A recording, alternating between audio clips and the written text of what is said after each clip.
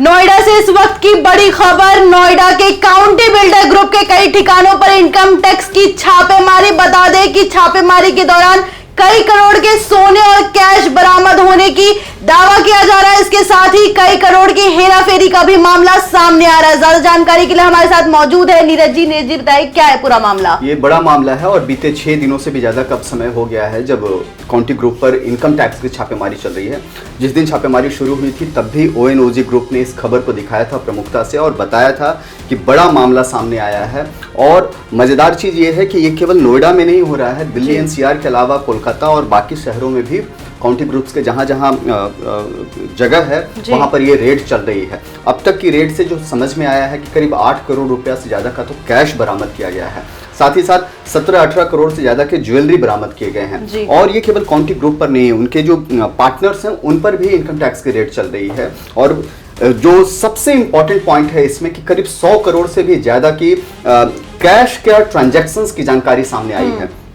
कई बार बिल्डर्स जो काम करते हैं कि वो कैश लेकर के फ्लैट बेचते हैं और इस तरह की जानकारी भी उसमें सामने आई है। टैक्स चोरी का पूरा मामला सामने आया है और अब जो खबर आ रही है ONOG के पास कि इस बार इस मामले में काउंटी ग्रुप पर जबरदस्त टैक्स का दबाव बनाया जा रहा है और टैक्स की जो चोरी की गई है इनकम टैक्स विभाग नोटिस जारी कर रहा है और टैक्स वसूली की प्रक्रिया में भी इनकम टैक्स विभाग जुट गई है। जी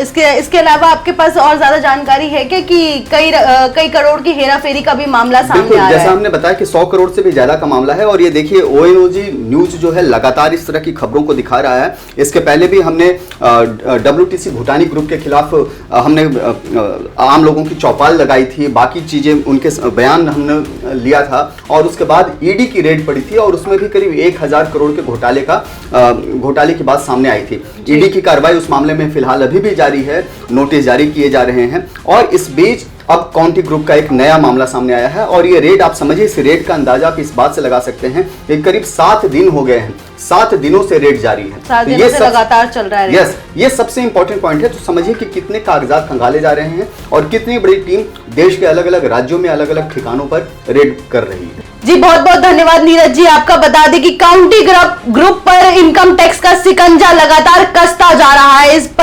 इस खबर पर हम पल पल की अपडेट आप तक पहुंचाते रहेंगे। धन्यवाद।